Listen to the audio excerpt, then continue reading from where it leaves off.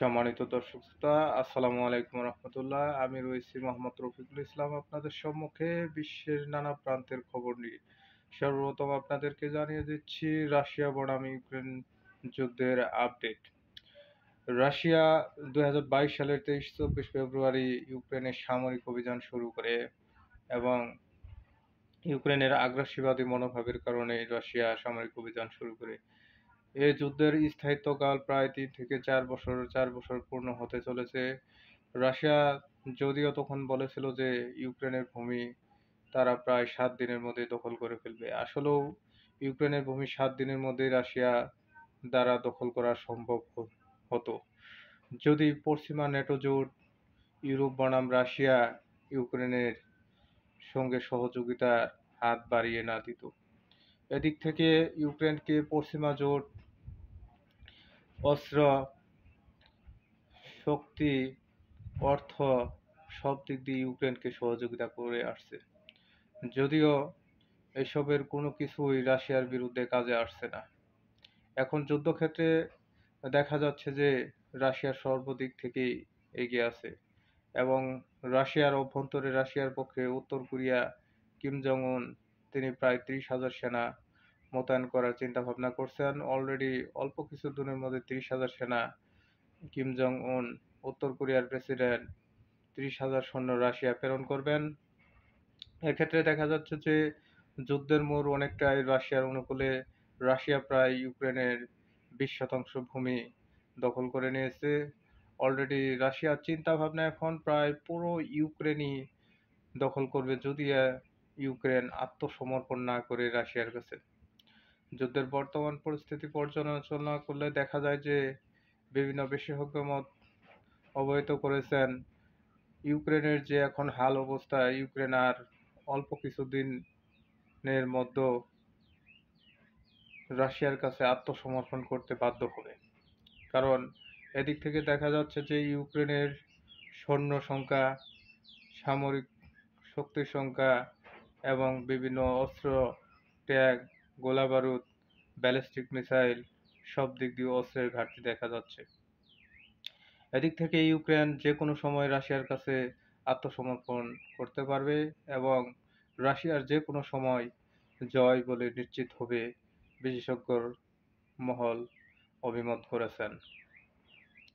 এদিক থেকে যুক্তরাষ্ট্রের তরফ থেকে জানিয়ে দেওয়া হয়েছে যে যুক্তরাষ্ট্রের অস্ত্র ঘাটতির কারণে যুক্তরাষ্ট্র প্রতিশ্রুতি মতো এখন আর আগের মতো ইউক্রেনে অস্ত্র সরবরাহ করবে না, যার কারণে ইউক্রেনের শক্তি ব্যাহত হচ্ছে এবং ইউক্রেন যুদ্ধক্ষেত্র থেকে পিছিয়ে আছে এবং যুদ্ধক্ষেত্রের বিভিন্ন ফ্রন্ট লাইন থেকে ইউক্রেনের সেনা পিছু হটছে এবং রাশিয়ার সেনা অগ্রাধিকার ভিত্তিতে এগিয়ে যাচ্ছে।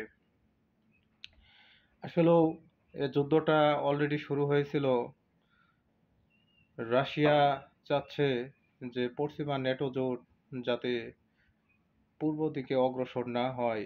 এক সময়ে এটি সোভিয়েত আমল ভাঙ্গার পরে চুক্তি হয়েছিল, কিন্তু সেই ন্যাটো জোট আমেরিকা বনাম ইউরোপ সেটা মানেনি।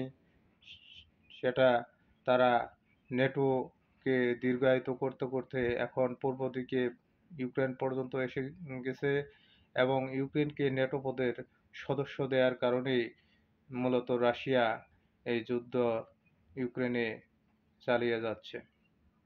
রাশিয়ার দাবি হচ্ছে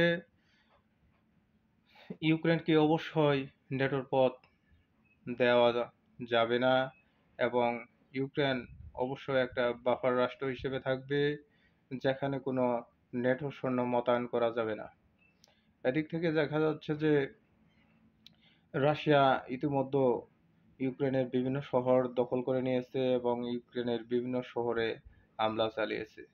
এ বিষয় নিয়ে রাশিয়ার প্রেসিডেন্ট এবং যুক্তরাষ্ট্রের প্রেসিডেন্ট ডোনাল্ড ট্রাম্পের সঙ্গে অনেকটাই ফোনালাপ হয় এবং প্রায় 1 ঘন্টার ফোনালাপে কোনো ফলাফল আসেনি।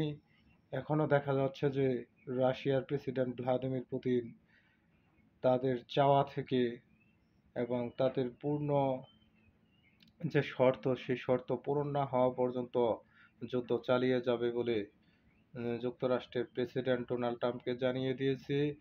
এখন এই আলোচনার মাধ্যমে বোঝা যাচ্ছে যে রাশিয়ার প্রেসিডেন্ট ভ্লাদিমির পুতিন এখনো যুদ্ধ চালিয়ে যাবেন। যে পর্যন্ত ইউক্রেন আত্মসমর্পণ না করছে সেই পর্যন্ত রাশিয়ার প্রেসিডেন্ট ভ্লাদিমির পুতিন এই যুদ্ধ চালিয়ে যাবে। রাশিয়ার প্রেসিডেন্ট ভ্লাদিমির পুতিন এখনো পশ্চিমা ন্যাটো জোট, আমেরিকা বনাম ইউরোপকে কোনো তোয়াক্কা করতেছে না। ওদিক থেকে ইউক্রেন মনে করছিল যে আমি যদি এই ইউরোপ বনাম আমেরিকা নেটো জোটে অন্তর্ভুক্ত হতে পারি তাহলে দেখা যাচ্ছে যে রাশিয়ার বিরুদ্ধে আমি লড়তে পারবো। কিন্তু এখন দেখা যাচ্ছে যে প্রকৃত ক্ষেত্রে উম, ইউক্রেন রাশিয়া থেকে অনেকটাই পিছিয়ে রয়েছে। কারণ এদিক থেকে দেখা যাচ্ছে যে রাশিয়া তাদের নিজস্ব কারখানায় নিজস্ব উৎপাদিত যুদ্ধ এবং বিভিন্ন অস্ত্র, ট্যাঙ্ক, গোলাবারুদ, ব্যালিস্টিক মিসাইল দিয়ে ইউক্রেনে হামলা চালাচ্ছে।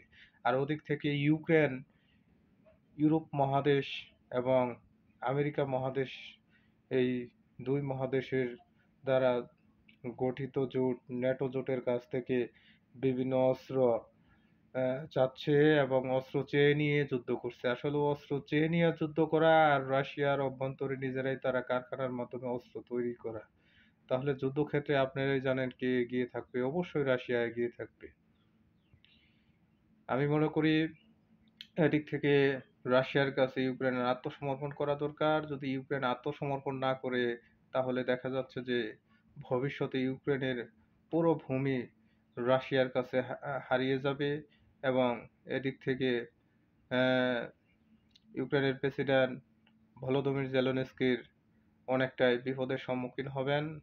আমি এই বলে মনে করি ইউক্রেনের প্রেসিডেন্ট জেলেনস্কিকে রাশিয়ার প্রেসিডেন্ট ভ্লাদিমির পুতিনের কাছে আত্মসমর্পণ করা খুবই জরুরি প্রয়োজন বলে বিশেষজ্ঞ মহল মনে করে।